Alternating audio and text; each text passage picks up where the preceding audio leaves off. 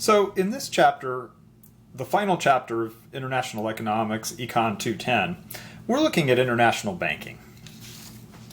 And one of the things we really need to think about here is the demand for international reserves.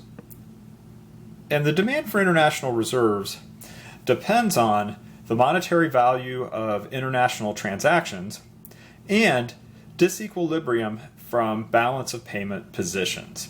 So remember that international reserves are reserves for any other country's currency that one country might be looking for. So in this case, reserves are going to be reserves of U.S. pounds. Reserves of British pounds held by the U.S. Federal Reserve.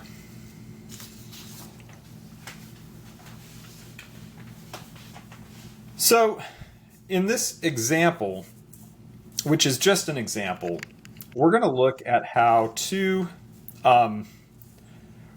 relatively free-floating currencies could be affected by the demand for international reserves.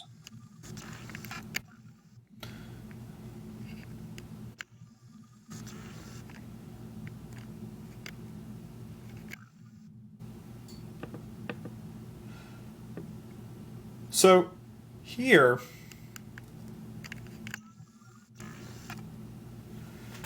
we have a graph, and this is a basic money market graph. So we are looking at the market for British pounds. So we have the price per pound on the vertical axis. We have the quantity of British pounds on the horizontal axis. Now, initially, we're looking at a basic supply and demand graph. So for the, as we get started with this, just look at the black cross here where we have demand for reserves, and I'm calling that demand at point 0, and we're having supply at point 0. So remember, the international reserves we're talking about here are British pounds. So at equilibrium at first, there's an exchange rate of $2 per pound. That's what we're showing here. Also, there's a quantity demanded at this point of 100 million British pounds, or 100 billion British pounds. Let's call it 100 billion. So I'm asking you to consider that there might be an increase of U.S. imports. And if there is an increase of U.S. imports, this causes a shock. So I want to point out that this example tracks very closely to your book, and I've done that deliberately so that you can go back and look at the book and follow along with the video and just sort of toggle back and forth. So when there's an increase in U.S. imports, we call this a shock to an economic market. This is going to cause the market to change. So indeed, what changes here is now that there are these increase in U.S. imports, we have a new demand curve. So more international reserves are needed now at every price. So we have the blue curve, we'll call it D1, and notice here the point EE. This is not a real point, it's not a final point, it's a hypothetical point. What we're showing here is if there's this new demand curve D1, and the exchange rate holds constant like it is right now, 200 British pounds will be demanded instead of 100.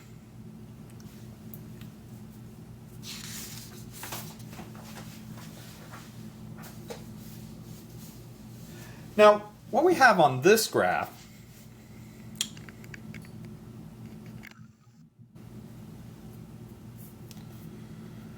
is, again, it's the same picture with some new things added. So we've got the exchange rate off on the vertical axis. We've got the quantity of pounds on the horizontal axis. We have SODO here and the original exchange rate, which I haven't marked this time. And I also have marked, though, point EE. But now some interesting things happen.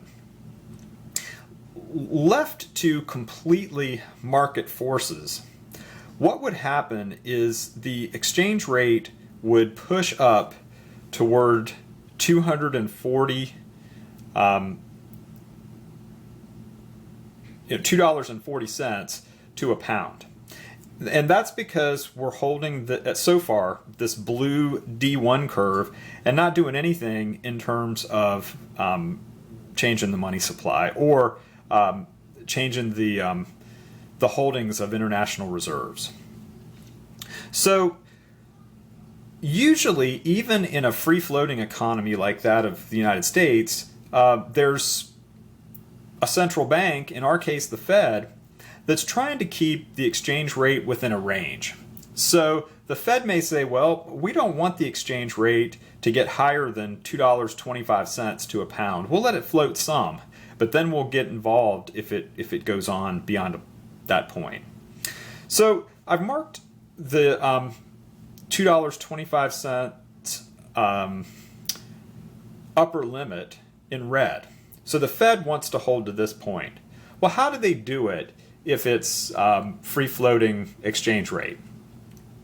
Well, they could affect how many dollars they print, but what they're often going to do in this sense is change the reserves they're holding. So much like any other country, our Fed is holding a variety of reserves. We're holding British pounds, holding euros, holding Chinese renminbi, and so on. And it's a nuance. I'm not particularly ready to answer that at the minute, but I'm saying the Fed, typically the Treasury is the custodian of things, but the Fed tells the Treasury when to release them. So the Treasury really has no monetary policy impact. They don't really affect exchange rates or anything like that. They just release reserves or increase reserves when the Fed tells them to. So what happens in this example is that the Fed needs to release pounds. So it has pounds on reserve. It needs to sort of flood, and I'm using quotes here with my fingers, flood the market for pounds. So when it does that, it adds 40 billion more in pounds. And when it does that, the exchange rate, depending on how you look at it, goes up. I'm showing it here as like a rightward shift. If you were looking at the original exchange rate, you could show it going upward, but it's going to float to this 225 exchange rate and then stop. Notice then the Fed defends the 225. It causes 40 billion of British pounds to be released into the system, and this results in the desired exchange rate even after the shock caused by U.S. imports increasing. Just a couple last thoughts here. Occasionally when we talk about international reserves, we think about whether it's time to go back to the gold standard. The U.S. has been off the gold standard for 40 years now, actually even a little longer than that. And occasionally you'll hear clamoring to go back. Well, if we went back, what are the good things? First, if we went back to a gold standard, we would be limited as to how many dollars the Fed could release based on how much gold we have, because there would be a relationship between dollars and gold. That would have the positive effect of limiting deficits.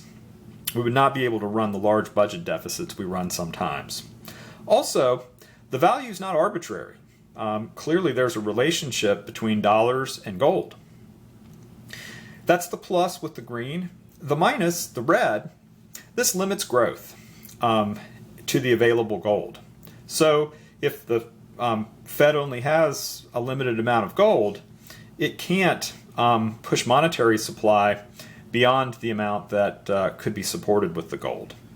And this could lead to a return to wars for gold, kind of like the old precious metals theories that happened in old economics. Generally thinking, or generally speaking, economists are kind of concerned about going back to that.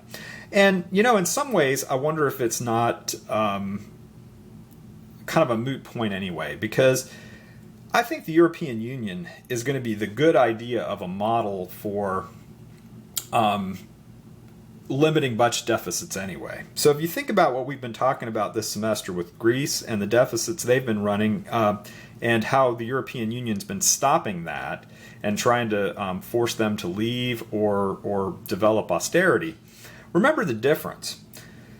Our Fed is unelected, and the Fed chair and governors can embark on any policy they want, and they usually have to result in a policy that's going to cover for the president and Congress. So if the president and Congress pass spending and taxes that are going to push a big budget deficit, the Fed has to kind of smooth that. But the European Union doesn't have to do this kind of thing because there are 17 countries that have to go along with it. And while Germany's the largest country, certainly it's not dominant, so that there has to be negotiation. So you might even look at the European Union as a model for a future world currency. And whether we ever get there or not, whether there ever is a world currency, maybe over time the European euro will become the world currency. When it's the world currency and everybody's holding vast quantities of euros in reserve and interested in the exchange rate between the euro and their currency, it may have the same effect as if the dollar were backed by gold. Well, hope you've had a good semester. If you have any questions about international banking, or particularly this graph that talks about the demand for international reserves, let me know. Take care. Good luck.